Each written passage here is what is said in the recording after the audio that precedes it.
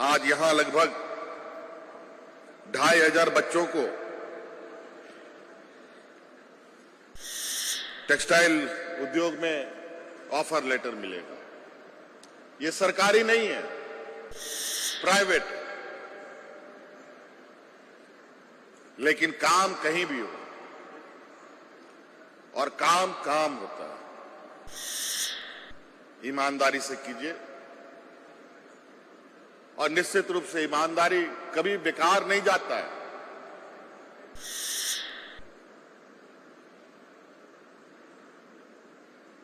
और वो आज नहीं कल वो आपके लिए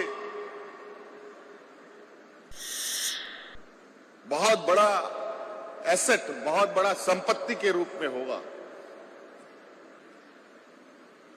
हम लोग आज झारखंड का लोग रेजा कुली खटता था, आज अप्रैल इंडस्ट्री के माध्यम से सिलाई मशीन में हम लोग आ गए महिलाएं।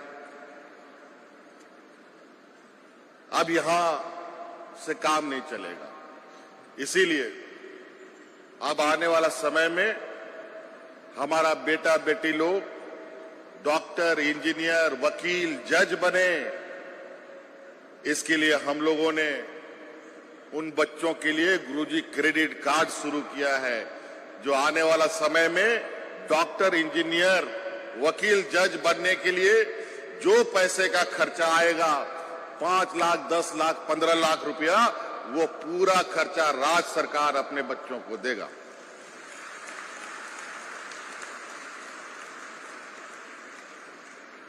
आज हम इसलिए आगे नहीं बढ़ पाते हैं कि ऊपर जो सबसे नीति निर्धारण करने वाले जगह पर आदिवासी, दलित, पिछड़ा, अल्पसंख्यक लोग नहीं हैं। आज आपको मालूम है ना, आज झारखंड का बेटा बेटी लोग विदेश में पढ़ाई पढ़ रहा है। कौन सपना देखता था यहां का आदिवासी परिवार जो अपना बेटा को विदेश में पढ़ाने का सपना देखता हो। लेकिन हमने कानून बनाया कि इस राज्य का आदिवासी, दलित, पिछड़ा, अल्पसंख्यक के बच्चे विदेश में पढ़ेंगे और उसका पूरा खर्चा राज्य सरकार उठाएगी। आज उसका नतीजा है 50 बच्चा हमारा विदेश में पढ़ाई पढ़ रहा है। ये देश का पहला राज्य है।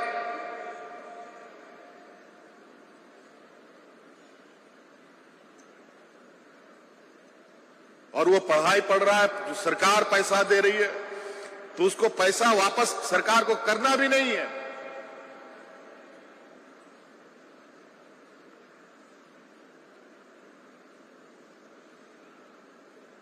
मेरे इसके पीछे सोच है कि हमारे समाज को आगे बढ़ने से अब कोई नहीं रोक सकता। इसके लिए नीति निर्धारण ऐसा हो जिसके माध्यम से व्यक्ति नहीं बल्कि समाज आगे बढ़े, पूरा पीढ़ी आगे बढ़े।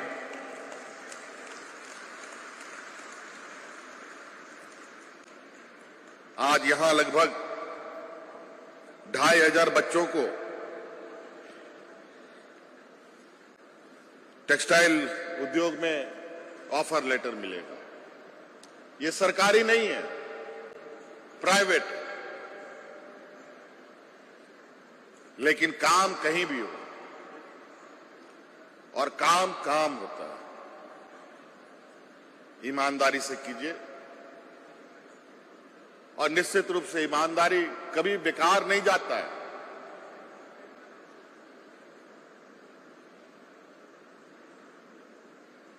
और वो आज नहीं कल वो आपके लिए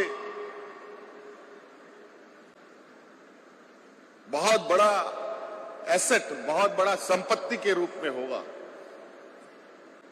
आज जो मैंने पहले कहा कि जिस तरीके से यहां पर आप लोग काम कर रहे हैं, सिलाई के स्टिचिंग से आप शुरू करते हैं, सुपरवाइजर तक जाते हैं और अलग अलग जगहों तक में चले जाते हैं।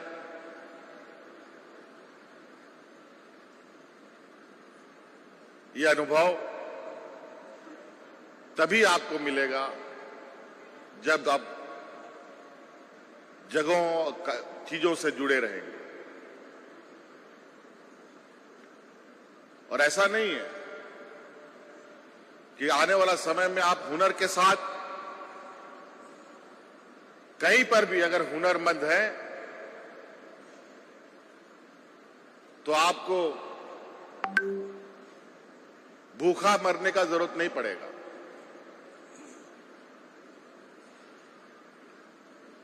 तो इसके लिए आज यहां जितने लोग को ऑफर लेटर मिल रहा है, नए साल के इस अवसर पर मेरी ओर से बहुत बहुत शुभकामनाएं। अभी बच्चियां जो उधर कर्नाटक से आई हैं, उन बच्चों की बात सुन रहा था और मुझे अभी अभी पता चला, अभी हाल में ही कुछ बच्चियों को हम लोगों ने कर्नाटक से रेस्क्यू किया था। हम लोगों ने अपने राज्य में एक ऐसा व्यवस्था बनाया है, विशेषकर जो बाहर हमारे काम करने के लिए लोग जाते हैं, उनके लिए हम लोगों ने बनाया है कि उनको अगर कोई दिक्कत हो तो उसमें शिकायत करें और हम उनके तक पहुंचकर उनको मदद पहुंचाने का काम करें।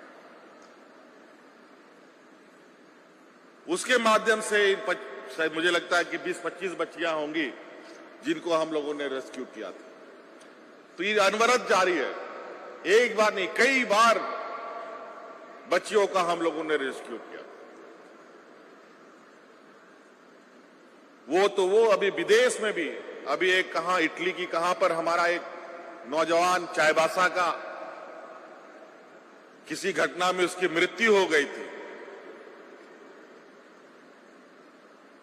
और उसको यहां लाने में बहुत सारी दिक्कतें, उसमें भी हमने हस्तक्षेप किया। इन किन प्रकार उनका लाने का प्रयास हुआ। तो कई सारी चुनौतियां हैं। आपको हो सकता है, मानव स्वभाव है, भगवान ने 2 पैर दिया है चलने के लिए, खड़े रहने के लिए नहीं। हाथ दिया है, आंख दिया है, नाक दिया है, वो इसलिए कि हम कुछ करें। और इस देश का अर्थव्यवस्था इस मानव के पैरों से ही चलता है। हम जब तक चलते रहेंगे अर्थव्यवस्था चलती रहेगी। अगर हम रुक गए तो अर्थव्यवस्था ठप। और यही हुआ, कोरोना में सभी लोग घर के अंदर रहने के लिए मजबूर हो गए। गाड़ी घोड़ा जो मानव निर्मित पैर जो चल रहा था वो भी बंद, और नतीजा हुआ देश का अर्थव्यवस्था भी ठप।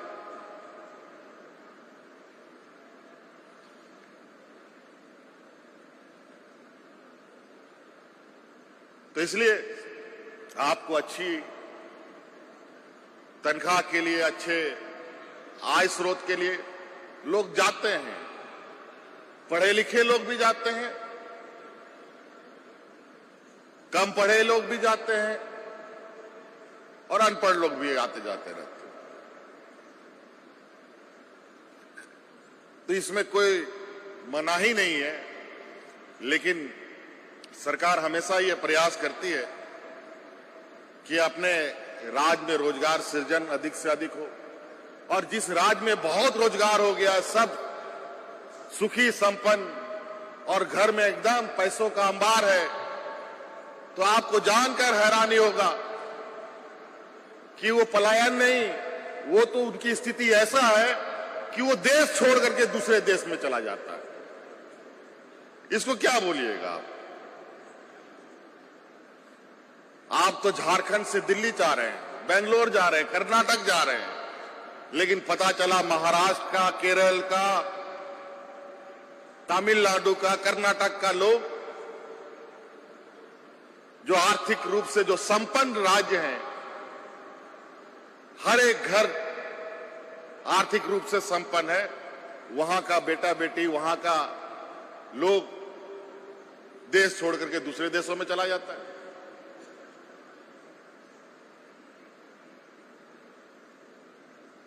तो ये एक व्यवस्था है, लोग चलते रहते हैं, घूमते रहते हैं।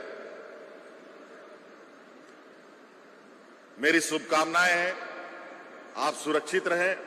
हमने कानून भी बनाया है जो हमारे प्रवासी मजदूर या प्रवासी लोग जो बाहर जाते हैं उनके लिए, और जो आपके साथी संगत लोग जो अलग अलग राज्य में भी रह रहे हैं, तो सरकार के उस कानून के बारे में उनको बताइए कि कल को आपके साथ कोई घटना हो तो आप इसमें संपर्क करके उसका समाधान ढूंढ सकते हैं, ताकि वहां पर भी वो सुरक्षित रहे। और यहां की सुरक्षा की तो गारंटी कंपनी के लोग लेते ही हैं और सरकार के लोग भी लेते हैं।